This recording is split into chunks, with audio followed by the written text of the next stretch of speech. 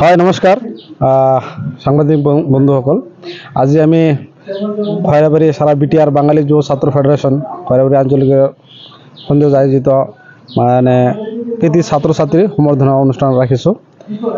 মেট্ৰিকত first division পোৱা আৰু হাই ছেকেণ্ডেৰীত ফাৰ্ষ্ট ডিভিজন পোৱা ছাত্ৰ ছাত্ৰীবিলাকক আমি আজি সম্বৰ্ধনা জ্ঞাপন কৰিছোঁ। এই সম্বৰ্ধনা জ্ঞাপন কৰিছোঁ যাতে আমাৰ এই অঞ্চলৰ ছাত্ৰ ছাত্ৰীসকলে যাতে ভালকৈ পঢ়া শুনা কৰে, মানে সম্বৰ্ধনাটো পাওয়াৰ পিছত যাতে তেওঁলোকৰ মনোবলটো বাঢ়ি যায় তাৰ কাৰণে আমি সম্বৰ্ধনাটো দিওঁ। হয়, সদায় দি থাকোঁ, আমি প্ৰত্যেক বছৰে আমি দি থাকোঁ।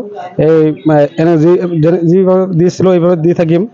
ছাত্ৰ ছাত্ৰী যাতে ভাল হয়, ভৱিষ্যত তেওঁলোকৰ উজ্জ্বল হয়, সেইটো আমি কামনা কৰিছোঁ। আৰু আপোনালোকৰ এই সংবাদ মাধ্যমৰ যোগেদি যে আমাৰ ভাৰতৰ সংবিধান থাকা বাংলাদেশত যে ভয়াবহ কাণ্ড হৈ আছে, মানে হিন্দু বাঙালীৰ ওপৰত আৰু মানে যি মানে অত্যাচাৰ চলি আছে, সেই অত্যাচাৰটো যাতে সোনকালে বন্ধ হয় আমি ভাৰত চৰকাৰক দাবী জনাইছোঁ।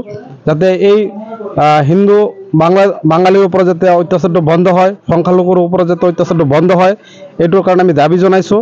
আমি এটাই ৰিকুৱেষ্ট কৰিম যে হিন্দু বাঙালীসকলে মানে শান্তিপ্ৰিয় জাতি, তেওঁলোকে আমি কোনো অন্য কিছু দাবী নাই, তেওঁলোকে শান্তিতে থাকিব বিচাৰে। এই শান্তিত থাকিবলৈ যাতে থাকিব পাৰে তেওঁলোকে এইটো সুব্যৱস্থা কৰি দিয়াৰ কাৰণে আমি ভাৰত চৰকাৰক আহ্বান জনাইছোঁ। ভাৰত চৰকাৰে যাতে বাংলাদেশৰ যোনে চৰকাৰ গঠন কৰিছে তেওঁলোকৰ লগত আলোচনা কৰি আমাৰ যিটো সংখ্যালঘুবিলাক আছে তেওঁলোকৰ যাতে শান্তি এটা বজাই থাকিব বা শান্তি থাকিব পাৰে সেইটো ব্যৱস্থা কৰি দিয়াৰ কাৰণে আহ্বান জনাইছোঁ সাৰা বিটিআৰ বাঙালী যুৱ ছাত্ৰ ফেডাৰেশ্যনৰ তৰফৰ পৰা। ধন্যবাদ।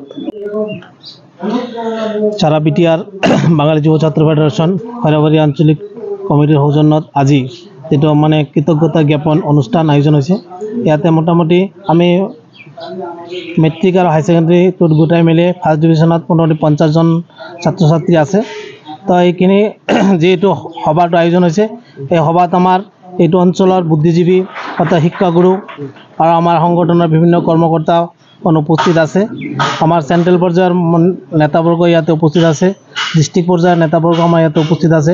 সদায় সকলোৱে আমি এটাই আহ্বান জনাওঁ যাতে তেওঁলোকৰ ভৱিষ্যতটো মানে উজ্জ্বল হয় আৰু তেওঁলোকে যাতে এই আমাৰ এইটো সম্বৰ্ধনা পায়, তেওঁলোকে এটা ভৰসা যেন পায়, যেন মানে জীৱনটো আগুৱাই লৈ যাব কাৰণে, আৰু তেওঁলোকে যাতে এইটো অঞ্চলৰ আমাৰ দেশৰ মানে ভাল এজন সুনাগৰিক হয় তাৰে কামনা কৰিছোঁ।